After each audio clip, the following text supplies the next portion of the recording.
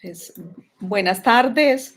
Les doy la bienvenida a este segundo encuentro sincrónico del curso virtual de Humanidades 2. Es un gusto tener la posibilidad de este nuevo encuentro.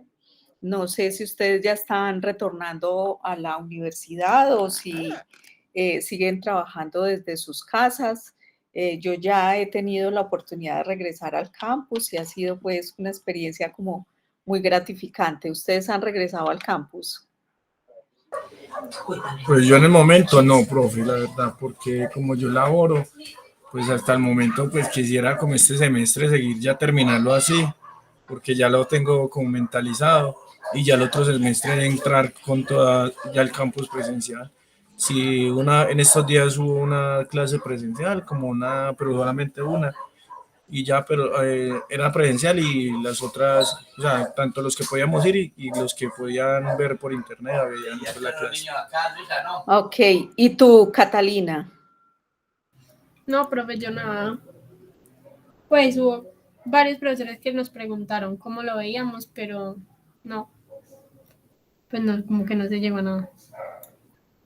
Perfecto. Bueno, pues esperemos que pronto, poco a poco y que pronto pues podamos ir viabilizando ese retorno porque es muy importante. Hemos de alguna manera observado que muchos estudiantes no quieren volver por ahora, pues porque se han vuelto, se han como ya familiarizado mucho con las clases virtuales y la comodidad que les ofrece estar como en la casa. Y bueno, y eso también puede generar como unos inconvenientes, pues ahora que ya podemos volver, pues sí hay que aprovechar esa oportunidad que tenemos de retomar las clases presenciales. Bueno, el propósito del encuentro de hoy es de manera fundamental hablar sobre el desarrollo del módulo 2 del curso.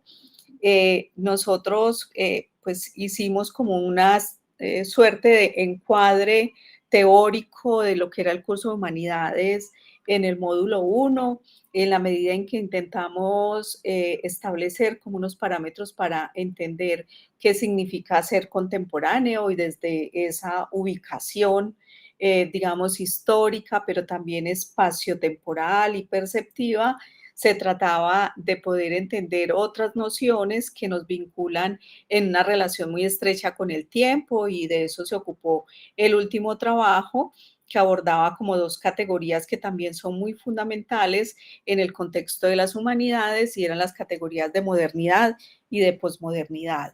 Entonces, en ese sentido, pues el último trabajo buscó justamente que ustedes pudieran poner en relación esas dos nociones a partir, como le decía ahora Catalina, a partir de lo que en el contexto, digamos, de la cultura reconocemos como las producciones culturales y los comportamientos sociales, es decir, aquellas expresiones y aquellas expresividades en donde se suele condensar eso que desde la filosofía se ha denominado como condición de época, es decir, las nociones que estábamos trabajando, la noción de modernidad que habla de una condición de época, es decir, de una orientación de pensamiento y un modo de ver la realidad que se corresponde a un tiempo que llamamos modernidad y la posmodernidad que hace lo propio con otro contexto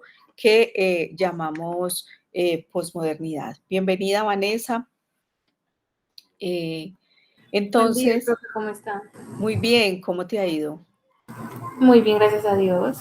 Bueno, bienvenida.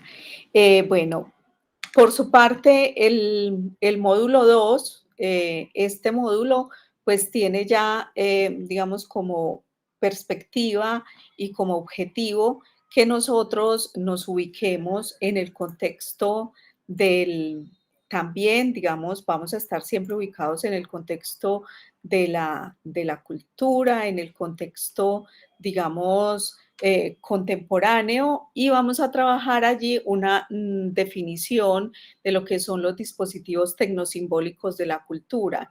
Es decir, entender cómo es que a través de todo nuestro desarrollo evolutivo, como humanos, como homínidos, hemos ido logrando unos procesos muy interesantes de avance, de progreso, si se quiere, que vinculan o van dando cuenta de cómo la condición del humano es una condición dinámica y que está en un permanente proceso de reelaboración, de reconstrucción, de reformación, ¿sí? Entonces, nosotros no somos personas estáticas, es decir, nuestra identidad es una identidad dinámica que tiene como esa condición cambiante y que nos permite a nosotros ser todos los días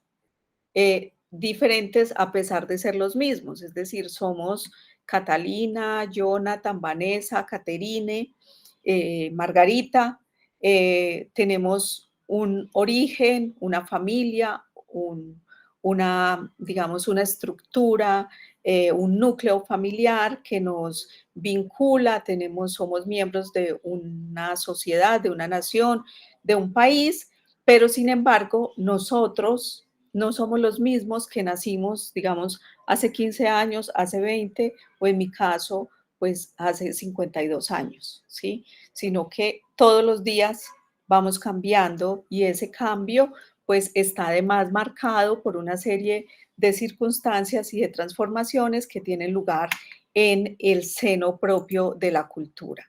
Entonces, este módulo es muy interesante porque a partir de un autor que se llama André Leroi-Gourhan, pues asumimos como punto de partida este trabajo un trabajo paleontológico de este francés, André Leroi-Gourhan. A partir de él vamos a ubicar una reflexión sobre lo que implica la domesticación del espacio-tiempo como acontecimiento estético y humano. A nosotros siempre nos han preguntado como qué es aquello que nos permite reconocernos como humanos y qué es lo que primero decimos. O sea, cuando a ustedes les dicen qué es aquello que diferencia al humano o que caracteriza al humano, ¿ustedes qué es lo primero que dicen? Vanessa, ¿qué dices tú? ¿Qué es lo que caracteriza al humano? Trabajar, de pronto luchar por sus sueños, tener metas. Tener metas, Amar. trabajar, amar. Muy bien. Jonathan, ¿tú qué piensas? Catalina, tú. Profe, yo pienso que la razón puede ser conscientes de uno mismo. La Es la razón. principal diferencia. Ok. Caterine. Profe, yo pienso que son más las decisiones que tomamos porque no siempre tomamos las mismas decisiones en los diferentes tiempos. Lo que tú decías de que hace 5 años no pensábamos igual, o sea que las decisiones que hemos tomado son totalmente diferentes a las que vamos a tomar al futuro o a las que tomamos al pasado. Entonces eso hace que cambie nuestra vida significativamente. Perfecto. Entonces miramos que aquí aparece, por un lado, todo un universo, como lo plantea Vanessa, que tiene que ver con nuestra capacidad afectiva, nuestra condición afectiva, nuestra, digamos, capacidad para responder a las cosas del mundo, nuestro posicionamiento, etcétera. Catalina plantea que es la razón, y Caterine, pues también nos ubica como en una cierta conciencia en nuestra relación con el mundo. Entonces, Leroi-Gourhan nos va a plantear que hay como 3 condiciones que son fundamentales a la hora de sobredeterminar o determinar la condición del humano. Y esas condiciones son, por un lado, y ahí van a ver que está todo, o ahora decía también Vanessa, como nuestra capacidad para hacer cosas. Y entonces van a ver que ahí está condensado todo esto que ustedes dijeron, porque no es solamente la razón. Es decir, hay gente, hay personas, hay seres humanos que no tienen la capacidad de razonar, porque nacieron con una deficiencia cognitiva. Sin embargo, eso no les quita su condición humana, ¿cierto? Es decir, una persona que tiene una deficiencia cognitiva, pues es afectuosa, puede desarrollar el lenguaje, puede comportarse, digamos, de una manera socialmente aceptable, ¿sí? Y pues no razona, digamos, en términos de lo que implica un razonamiento en la perspectiva, digamos, de una razón moderna o lo que nosotros entendemos como razón, es decir, como un apego a la verdad. No funciona así, pero tiene toda una cantidad de condiciones para habitar el mundo y estar en el mundo que no le restan entonces ni lo aminoran como ser humano. Entonces, Leroy Guram, por eso es muy interesante este autor, porque él nos plantea que hay 3 condiciones que sobredeterminan lo humano. Entonces, por un lado está la capacidad técnica, es decir, el despliegue del saber hacer, esa capacidad que nosotros desarrollamos para hacer cosas, para aprender unas técnicas y ponerlas al servicio, digamos, de nuestra propia sobrevivencia. El segundo aspecto es el lenguaje, nuestra capacidad para producir sentido, para usar simbólicamente el significado, para trabajar con conceptos, para usar la abstracción. Gracias a esa capacidad podemos aprender matemáticas, podemos escribir, podemos hablar, podemos usar el lenguaje de la manera que lo usáramos. Imagínense ustedes, si nosotros no tuviésemos la capacidad del lenguaje, pues tendríamos que vivir en el mundo de lo concreto. Es decir, cuando yo voy a hablar de todas las ballenas del mundo, necesitaría tener todas las ballenas del mundo para darle cuenta al otro de que estoy hablando de todas las ballenas del mundo, pero hay una cantidad de cosas de las que yo puedo hablar usando el lenguaje que son intangibles porque tienen que ver con los sentimientos, con las apreciaciones, con las valoraciones. Por ejemplo, todo el mundo afectivo tiene que ver con eso.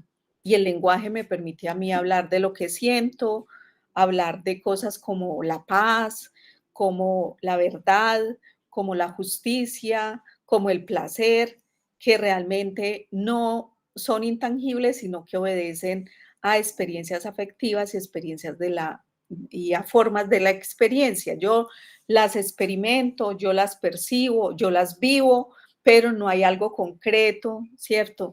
Que yo pueda, digamos, con lo que yo pueda dar cuenta de eso como realidad concreta. Entonces, esa es la segunda, el lenguaje. Y tercero, está la capacidad para crear como el artificio y la capacidad para relacionarme con el mundo, es decir, toda la dimensión estética y afectiva.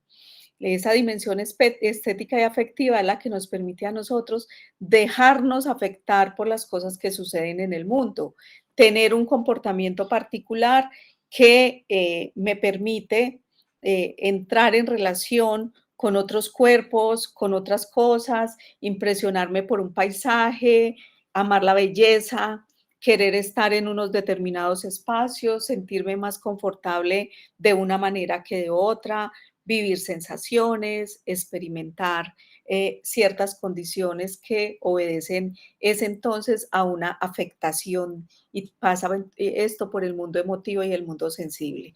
Entonces, miremos que ahí no aparece por ningún lado propiamente la razón, ¿cierto? La razón obedece ya como a un modo de proceder en un determinado campo, pero no está entonces como única condición. Entonces, por eso es tan interesante este autor que asumimos como eje y referente de esta primera parte del curso. Pero además, digamos que a través de toda nuestra evolución, nosotros también hemos ido pasando por una serie de procesos de domesticación del espacio. O sea, pensemos en el humano primitivo, ¿sí? En la persona que no tenía todavía unas condiciones, digamos, para tener una vida sedentaria, para sentarse en un determinado territorio, sino que estaba todo el tiempo como un nómada, explorando y sobreviviendo como nómada. Entonces, cómo esa persona tuvo que pasar por diferentes estadios para lograr unas condiciones de habitar que han ido evolucionando y gracias a su inventiva y gracias a su capacidad técnica y a todo este despliegue que ha tenido, pues han llegado a evolucionar hasta ser lo que son hoy los espacios que habitamos. Entonces, digamos, la ciudad se configura, la metrópolis se configura como el gran logro de la humanidad civilizada. Pero, profe, qué pena, ahí sería por lo que la humanidad, los Homo sapiens como tal, ellos vivieron y se sedentaron, o sea, se volvieron sedentarios después de ser Homo sapiens que mantenían nómadas por todos lados, se sentaron viendo que ya las frutas, ya lo que todo lo que ellos botaban, el resto de las comidas vieron que podían sufrir nuevos productos. Entonces ya se sentaron en tierras fértiles, como claro, y aprendieron a cultivar. Y ahí están donde están las primeras civilizaciones, la mayoría están en ríos, cerca de ríos. Exacto. Entonces, el valor del agua, el cultivo, ¿cierto? La agricultura, el desarrollo de la agricultura, el desarrollo de los utensilios para poder cortar, para poder cazar. O sea, todo esto sin duda contribuyó a aprender a conservar los alimentos, conocer, digamos, las estaciones y cómo aprovechar las estaciones para el cultivo.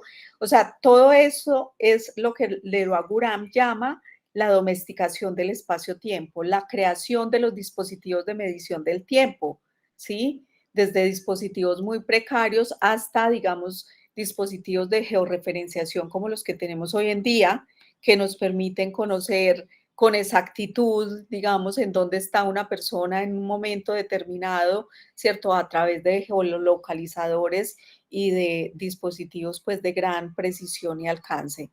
Y dispositivos, además de medición del tiempo, pero en nanosegundos, ¿cierto? En microsegundos. Entonces, estas posibilidades, pues todas responden justamente a una evolución. Entonces, Leroi-Gourhan es interesante en esa medida porque nos va a permitir a nosotros entender cómo se ha dado ese proceso, ¿cierto? Y cómo esto pues ha ido determinando los modos de organización de las sociedades, los modos de organización de los grupos sociales y de los colectivos,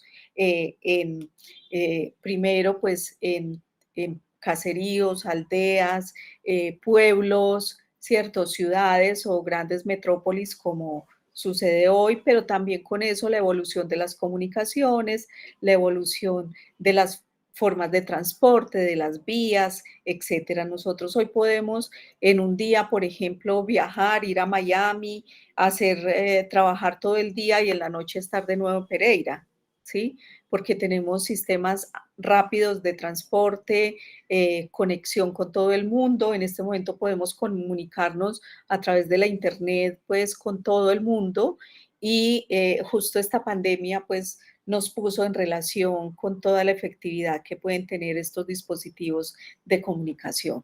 Entonces, la primera actividad justamente del curso lo que busca es que ustedes aprovechen este espacio para entrar en diálogo con una persona que ojalá haya tenido la experiencia, de vivir en un contexto diferente al que ustedes, en el que ustedes viven. Entonces, ojalá pues que sea en lo posible un adulto que nos pueda contar cómo fue esa experiencia de habitar en otro contexto, de construir un espacio para habitar, vivir en qué condiciones, desde qué, usando qué medios, a partir de qué relaciones con el contexto, con las otras personas, etcétera. Y como apoyo, pues nosotros les ofrecemos la posibilidad de ver cómo se desarrolla una entrevista en profundidad, porque aquí se trata de hacer un ejercicio como muy etnográfico y que hagan una grabación de ese diálogo que van a sostener con esa persona para que lo compartamos en el foro y que todos podamos conocer. Imagínense, si cada uno aporta una grabación de estas, ¿cuántos espacios y experiencias podemos conocer? La segunda parte del curso, entonces, se interesa por conocer como otros espacios, digamos, que han ido surgiendo a partir de ese proceso de avance y desarrollo, digamos, y evolución del ser humano. Entonces, primero la construcción del espacio social y luego la construcción del espacio del saber, o sea, una perspectiva como muy antropológica y una reflexión de fondo sobre lo que son las inteligencias colectivas, como la tecnología y todas estas facilidades que tenemos hoy nos han posibilitado a nosotros configurar verdaderas comunidades de saber, ¿sí? Donde pues yo puedo entrar a una red y pedir una ayuda y puedo recibir apoyo de muchas personas, no solamente, digamos, hoy como sucede cuando queremos que algo, hacer una demanda para que algo cambie, entonces usamos estas plataformas para recoger firmas de change.org o queremos hacer una colecta, un crowdfunding para ayudar a alguien que necesita para, no sé, atender una emergencia o para nosotros desarrollar un proyecto, acudimos a esas comunidades que funcionan en redes sociales, redes de profesionales, redes de conocimiento, redes para encontrar pareja, redes para compartir perfiles profesionales, etcétera. Entonces, estas comunidades son bastante fuertes y han ido generando algo que otro autor que es fundamental aquí, que es Pierre Levy, ha denominado las inteligencias colectivas. Entonces, a partir de este autor, pues vamos a trabajar la noción del espacio del saber, la construcción de los espacios pues, antropológicos y de interacción y entonces cómo se van revitalizando esos espacios que llamamos espacios de la colectividad, los espacios, digamos, de la inteligencia colectiva, aquellos espacios pues que hoy están dominados es por los saberes construidos en colectivo y que además circulan desde lo colectivo, casi que sin el afán de explotar el valor monetario que puedan tener esos saberes, sino como estos saberes que se entregan. Pensemos, por ejemplo, en las publicaciones que están hechas bajo la licencia de Creative Commons, es decir, publicaciones que circulan de manera libre para que sean usadas ya no bajo un registro de propiedad, sino que yo como autor puedo ponerlas a circular para que cualquiera las use, pero también están estas condiciones del hackeo, del remake, ¿cierto? Que son tan importantes en esta época porque también se constituyen como en estrategias, digamos, de resistencia a formas pues de poder y digamos de capitalizar como los saberes y el conocimiento. Entonces está esa otra comunidad que hackea, que es capaz de penetrar, plagiar, coger la información y ponerla a circular para beneficio de los otros en diferentes espacios y condiciones. Por ejemplo, hay unos sitios en muchas ciudades que instalan, digamos, puertos USB para que las personas dejen allí conectadas memorias con información que pueda ser útil para los viajeros, para los citadinos. Hay sitios web donde se van, se propuso un ejercicio en ese sentido, sitios web que posibilitan como compartir información sobre ese tipo de saberes que pueden ser de utilidad para los demás.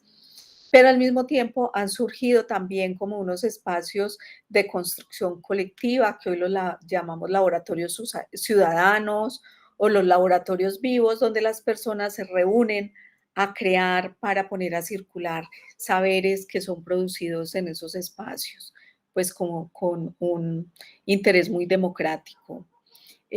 Bueno, ese módulo entonces también intenta que ustedes en la segunda actividad revisen cómo se construye el espacio de la intimidad, cuál es la relación entre el espacio público y el espacio privado, y que de manera especial revisen cómo se modificó la relación con esos espacios a raíz de la pandemia. Ustedes saben que la pandemia transformó todos nuestros espacios, transformó todas nuestras prácticas, y aquí entonces se trata de hacer como un ejercicio muy honesto, casi que autobiográfico, para que ustedes nos compartan esas experiencias en la actividad 2 a partir de un collage y una reflexión sobre lo que ha sido la construcción de ese espacio íntimo en este tiempo.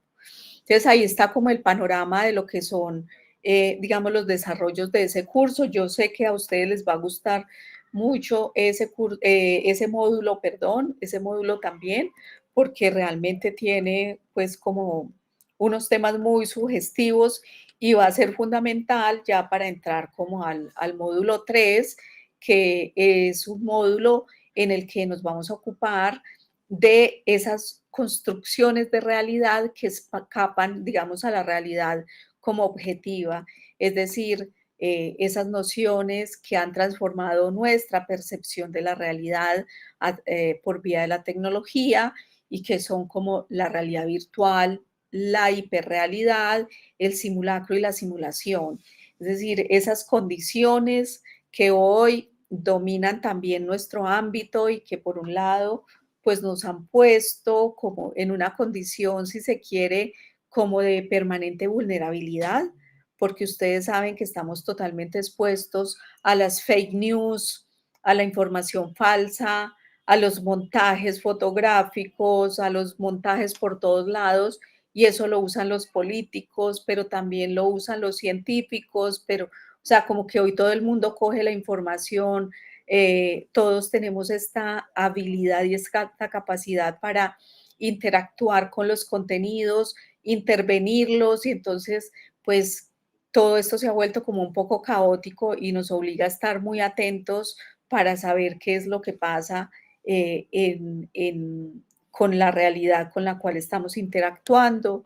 Ya vieron, por ejemplo, el escándalo que hay en este momento con Facebook y con todas las redes que dependen de Facebook, porque pues han denunciado esta red justamente por la manera como, digamos, se hace como la de la vista gorda frente a la circulación de informaciones a veces dañinas, a veces informaciones que no son veraces y que han generado pues verdaderos crisis emocionales, sobre todo en los jóvenes que han visto vulnerada su vida privada, que han visto vulnerada su seguridad personal, pues por las informaciones que se circulan en estos medios.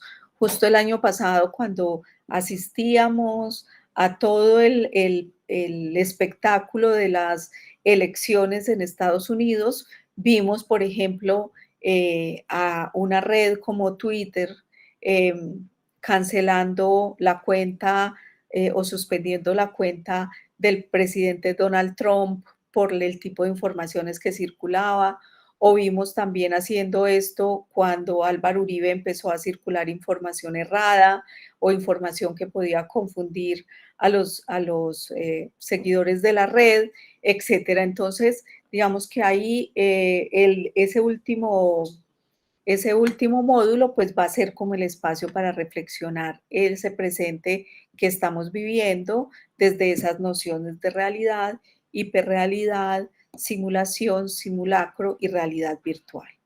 Entonces, no sé, ya quisiera como en esta parte darles a ustedes la palabra si tienen preguntas, dudas, para que aclaremos sobre estos aspectos que acabo de señalar.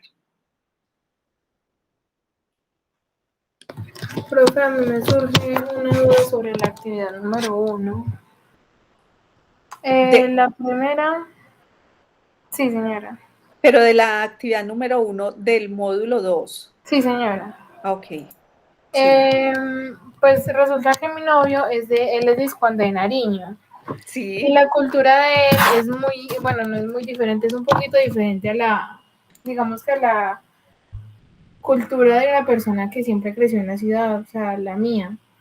Entonces no sé si lo puedo, pues si la entrevista se la puedo hacer a él. Lo que yo he notado en diferencia de la crianza de él con la mía es que él vivió como en su infancia muchas actividades que vivió mi mamá, pues en la infancia de ella. O sea, ¿Pero él como vivía en Pasto o vivía en un pueblo? en una, en En una una isla, vereda. Ah, en Santa Bárbara. ok. Entonces sí, o sea, sí es un pueblo, pero a lo que me refiero es de que de cierta manera la infancia de él fue muy parecida a la de mi mamá en el sentido en el que todavía los pueblos van un poco atrasados en cuanto a las ciudades, pues en cuanto a tecnología y ese tipo de Ajá. innovaciones.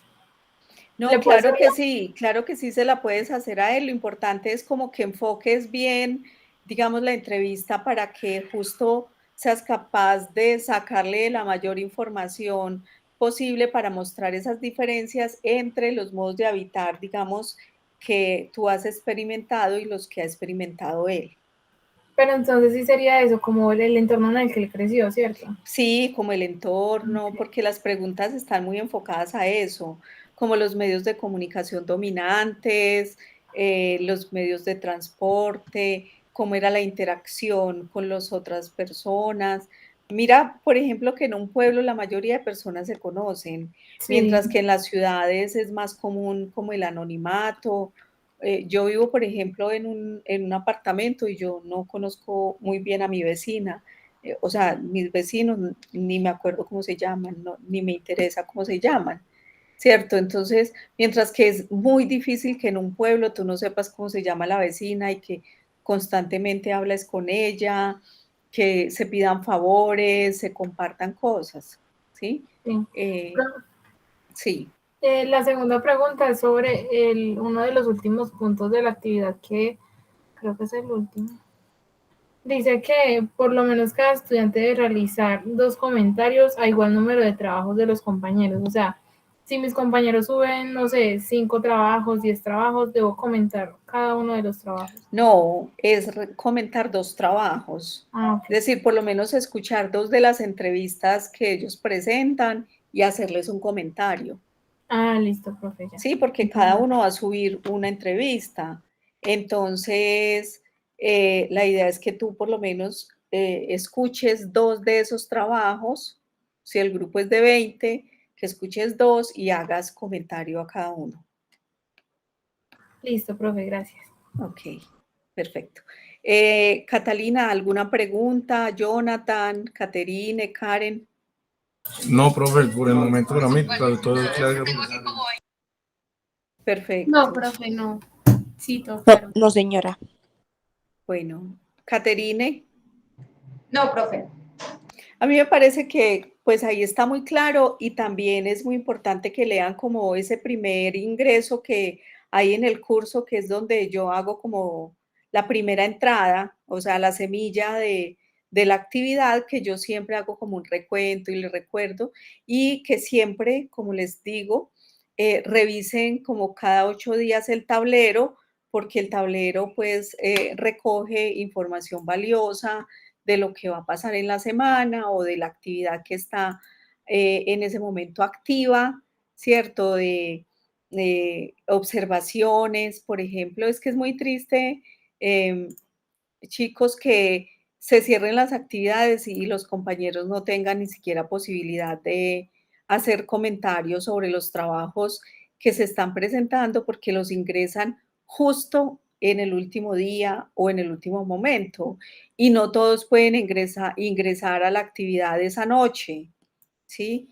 Entonces, suele suceder que en el transcurso, digamos, de la actividad está abierta, esta estuvo abierta como 3 semanas y en ese tiempo no mandaron, solo en la última semana, no sé, como que los últimos 4 días llegó una actividad y del resto todas llegaron el sábado y el domingo. ¿Mm? Entonces, ya como que la retroalimentación incluso de mi parte queda es justo en el espacio de la nota, entonces no puede haber como un diálogo, incluso hubo personas que me escribieron para decirme que subieron la actividad y que creen que les rebotó y claro, verifico y no está la actividad, es decir, y como ya está cerrada, pues no la pueden volver a ingresar, entonces me toca darles como el chance de que me la manden al correo. Si fuese de otra manera, pues podrían verificar y ver qué pasó y corregir eso. Entonces, por eso insisto tanto en que no dejen las actividades para el último día, ¿sí? Incluso muchos no pueden, no muchos, o sea, les sugiero siempre que si quieren hacer un avance y enviarlo a mi correo, yo con mucho gusto lo reviso y les hago la retroalimentación de los trabajos. ¿Sí? Aquí le recomiendo no hacer las entrevistas muy largas, ser muy atentos, digamos, para realmente tener un diálogo fructífero con el entrevistado, que no sea ese diálogo como árido, la pregunta, y a veces uno observa o escucha que el entrevistado dice dos cosas en una respuesta y ustedes vuelven y le preguntan lo que ya le acabo de decir. ¿Sí? Porque como están siguiendo el libreto y no están desconectados con lo que él les está contando, sino que están siguiendo pregunta por pregunta, ¿sí? Pero resulta que la persona de una vez aborda dos cosas que aparecen allí en la pregunta. Responde a dos de los interrogantes que están. Y sin embargo, ustedes le vuelven a preguntar lo mismo. Ah, porque ahí está la pregunta, pero no tuvieron en cuenta que él ya respondió. ¿Cómo describirían el lugar? Y luego, y él dice, y dice en qué se diferencia de otros espacios. No, no es como en las ciudades que pasa tal cosa, sino que era. Y luego le preguntan, ¿y en qué se diferencia el lugar de otros espacios? Pero ya lo dijo, ¿sí? O la persona dijo que era lo que más le gustaba del espacio. Y termina de decir todo eso, y por eso a mí ese pueblo me gustaba tanto, porque allí teníamos una relación pues como muy familiar y de mucha confianza, no había robo, no había inseguridad, y luego le preguntan, ¿y qué es lo que más le gustaba del espacio? Pues ya el señor dijo que no, lo que le gustaba es que era seguro, que era familiar, que había confianza, todo eso.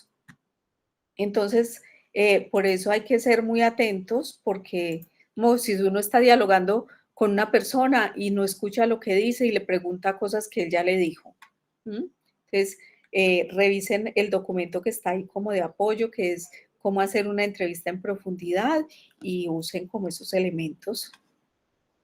Entonces, pues esto era como lo que yo tenía planeado para hoy, hacerles de nuevo la invitación pues a seguir como muy activos en el curso, que siempre pueden contar conmigo, cualquier cosa que requieran, apoyo, consultas, una reunión, una asesoría, pues acá estoy siempre dispuesta para encontrarme con ustedes. Profe, muchísimas gracias. Bueno, Vanessa, bueno, no sé si tienen alguna pregunta más o vamos a ir terminando ya el encuentro. Profe, no, muchísimas gracias por el tiempo.